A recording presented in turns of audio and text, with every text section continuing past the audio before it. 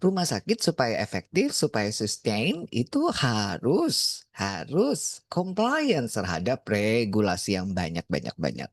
Memang usaha rumah sakit itu salah satu usaha yang regulasinya itu banyak banget ya, berlayer-layer gitu ya, berlayer itu berlapis-lapis. Nah, supaya efektif rumah sakit itu, harus ya patuh terhadap semua peraturan. Karena kalau sudah patuh dan kamu mengutamakan keselamatan pasien, kemungkinan kamu akan terhindar dari tuntutan hukum. Jadi rumah sakit itu wajib dalam mengelola SDM-nya, dalam menyediakan lingkungan kerja untuk SDM-nya, itu patuh terhadap segala peraturan. Manajemen sumber daya manusia ini dalam layanan kesehatan itu penting banget loh. Jadi jangan dipikir pekerjaan sebagai kepala HRD itu pekerjaan ece-ece ya. Penting, penting sekali karena mereka itu bertanggung jawab ya terhadap manajerial orang-orang ini. Orang-orang ini yang nantinya bekerja di perawatan kesehatan. Oh penting, jadi pekerjaan mulia jadi HRD-nya di rumah sakit, ya di SDM, rumah sakit ya. Karena, rumah sakit itu kalau kita bicara tentang aset ya, usaha itu kan pasti punya aset ya. Nah, di rumah sakit itu, kalau kita bilang aset, aset itu ada yang berwujud fisik, tangible, kelihatan, bisa disentuh ya. Ada aset yang nggak kelihatan ya, non fisik, tapi nilainya itu bisa bertambah. Ya.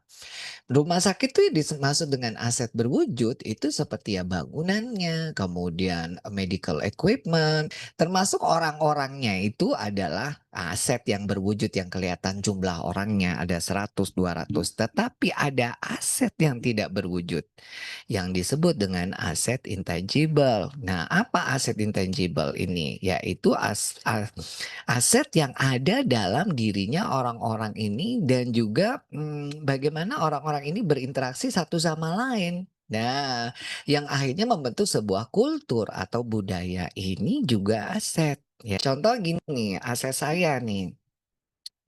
Kalau tubuhnya manusia ya, berarti saya punya aset, wah ada rambutnya, ini aset saya. Badannya ya, tingginya, berat badannya, dan semuanya. Kakinya ada 2, tangannya ada 2, itu adalah, aset fisik. Tapi aset non fisiknya itu digunakan apa ya ininya, cara saya menggunakan apa yang saya punya, itu aset yang intangible yang masing-masing orang itu akan bisa berbeda, ya. Fisiknya sama, tapi kalau cara menggunakannya berbeda, ya.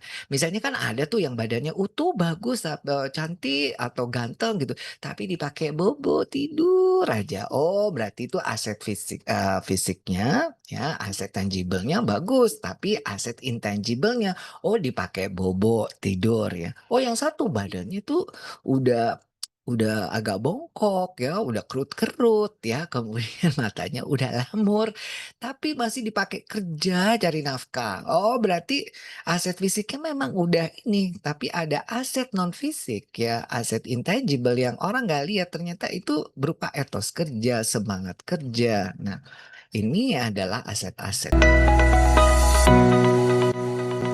Sama dengan rumah sakit juga begitu. Nah, bukan perkara jumlah orangnya ya, ada orangnya, tetapi juga bagaimana dari, sisi non fisiknya yang intangible yang berupa istilahnya keterampilannya, pengetahuannya, caranya berinteraksi dengan sesama, sehingga akhirnya terbentuk sebuah kultur, itu juga adalah sebuah aset. Right person on the right place. Jadi naruh orang yang tepat di tempat yang tepat karena melihat adanya kejelian terhadap aset non fisik pada, orang tersebut. Lihat aset-aset yang sebenarnya nggak kelihatan itu ya, yang ada di rumah sakit. Kita mau bilang itu ada capital, modal itu adalah modal besar, modal ya. Modal ini bisa tambah nilainya, modalnya tambah banyak gitu ya. Kadang kan kalau misalnya, oh modalnya bangunan ruangannya tambah luas, kamarnya tambah banyak, tapi lupa melihat ada loh modal-modal itu yang nggak kelihatan tuh yang bisa bertumbuh. Contoh ya, oh keterampilan, karyawan sekarang naik dong, kemampuannya untuk ngadepin SDM kemampuan yang ngadepin pasien-pasien yang agak sulit itu lebih bagus setelah dilatih, kemudian, layanannya jadi lebih excellent karena mereka itu sudah dapat pengetahuan. Oh, kalau udah kerjanya 5 tahun berarti pengalamannya udah banyak. Belum tentu ya, belum tentu ya. Nggak semuanya begitu. Contoh misalnya, oh pengalamannya 5 tahun kerja di rumah sakit, pengalamannya pasti banyak.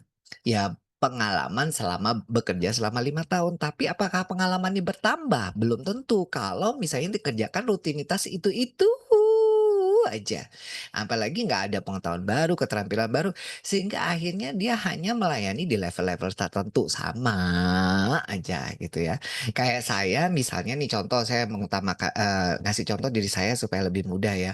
Kalau Bapak Ibu lihat cara saya ngasih webinar di 3 tahun yang sebelumnya yang, baru awal-awal, pasti tahu bedanya, bedanya banget tahu, jelas gitu ya. Mulai, jelas banget deh pokoknya uwelek.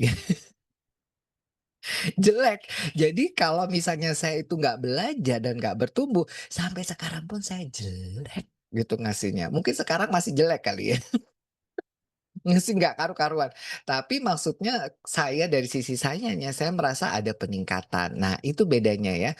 Jadi orang pengalaman ini pengalaman apa nih gitu. Nah, kalau udah jeli, oh kamu kan sudah makanya itu ya perlu ada kalau SDM itu jeli melihat suatu kondisi, situasi tertentu, pasti bisa melihat itu ya. Bukan jadi orang yang hanya sekedar jadi dalam tanda kutip seperti robot, tapi orang yang bertumbuh. Jadi kalau pengalamannya 3 tahun itu, bener-bener kelihatan pengalaman 3 tahun. Jadi kalau ditanya silakan cerita antara yang pengalaman 1 tahun, yang 3 tahun tuh jelas sekali bedanya.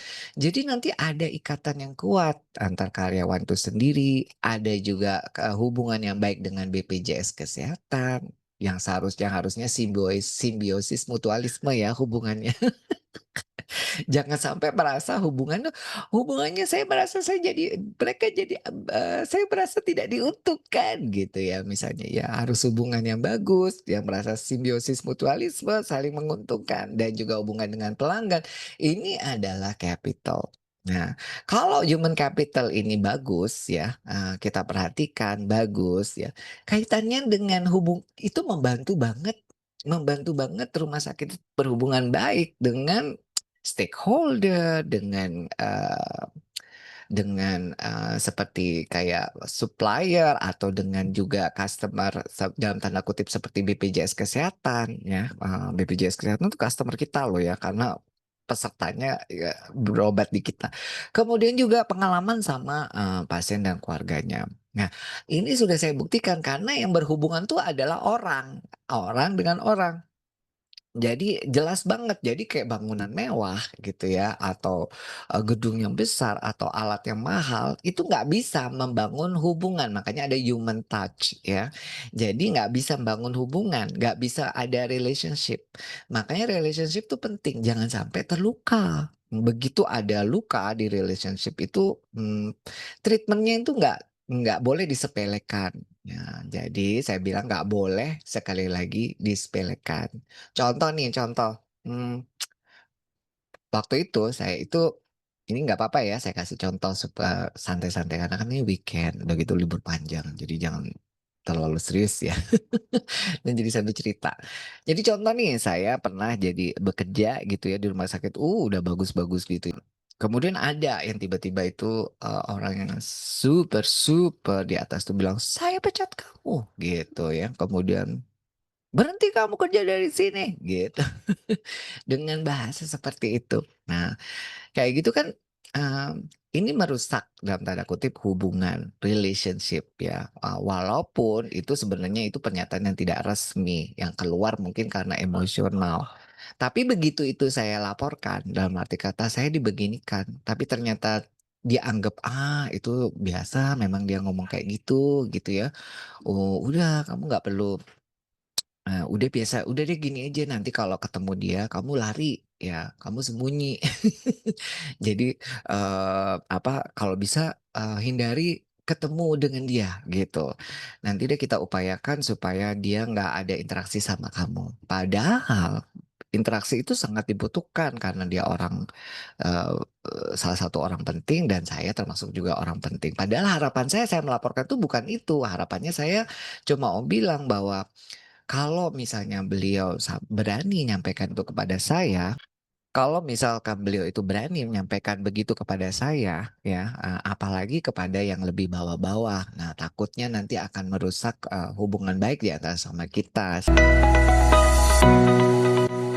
Namanya structural capital. Jadi ini juga modal. Tapi saya bisa paham kenapa pimpinan saya waktu saya laporin tentang saya punya masalah dengan sisi relationship yang saya anggap itu adalah modal saya untuk saya itu bisa kerja ya. Kalau kita mau ngasih cinta, itu kan cinta yang nggak bertepuk sebelah tangan ya Bapak Ibu. Ngerasa nggak? Pernah nggak ngerasa cinta yang bertepuk sebelah tangan? Hmm. Nah, nggak pernah Dok, biasanya saya yang dicintai gitu ya, tapi saya nggak cinta balik. Bagus. Tapi kalau saya, pernah ya mencintai sepenuhnya terhadap pekerjaan, tapi ternyata bertepuk sebelah tangan, sakit, jadi nggak bunyi. Bukan sama orang ya, sama pekerjaan. Jadinya akhirnya nggak bunyi. Nah itu sakit, ya sakit akhirnya nggak bergaung. Nah tapi saya akhirnya memahami bahwa, oh the problem is karena the structural capital. Jadi secara modal, secara struktur, ya secara struktur tuh visi, misi, organisasinya memang mungkin belum di level itu. Sehingga saya akhirnya jadi minta maklum, jadi dalam sisi proses, kultur budaya ini adalah sebuah modal, moral organisasi. Pada saat itu, kultur, moral organisasi ya, ini belum baik, belum siap untuk melihat bahwa ada loh modal-modal ya, yang sebenarnya ini juga nggak kalah pentingnya. Human capital-nya nggak bagus, misalnya nggak pernah dikasih pelatihan atau dikasih keterampilan baru, situasi di lingkungan kerja juga kurang baik, misalnya, aduh relationship-nya sering pada berantem, ini itu nggak sejalan segala macam.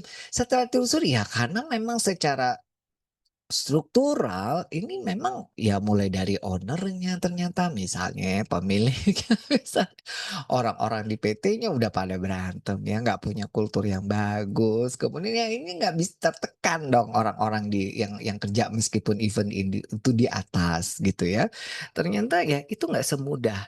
Makanya kalau kita bisa melihat itu jeli, supaya jeli ya bahwa ada loh aset-aset yang berharga ya. Berupa dari, kemampuan orang-orang, pengalaman itu, berupa hubungan yang baik itu, dan berupa namanya nilai, kultur, dan moral organisasi. Kenapa ini saya penting? Karena berkaitan dengan tadi ya, bahwa regulasi yang tadi dibilang, kok harus patuh regulasi? Ternyata untuk bisa patuh banyak dibenturkan oleh beberapa hal yang ternyata di lapangan tuh nggak segampang itu hanya untuk sekedar patuh ya. Saya mengingatkan Bapak Ibu terutama yang di HRD, kepala ruangan atau kepala, pimpinan Vaskes misalnya, kita melihat ini, ya jadi kalau misalnya Bapak Ibu melihat anak buah kasarannya gitu ya saya bilang anak buah, dia merasa jadi bapaknya ya. Tolong dilihat itu juga dari sisi Anda lihat bukan hanya ke orangnya, tapi lihat pada ini loh, apa dia punya keterampilan, pengalaman, pengetahuan, ya. Bukan hanya sekadar hubungan baik karena you are not family, you are a team. Anda tim ya. Dan coba nilai kultur apa yang ada di organisasi. Kalau misalnya belum bisa sampai satu rumah sakit, oke di unit Anda sendiri dulu deh gitu ya. Jadi ciptakan ini dan lihat ini sebagai sebuah aset.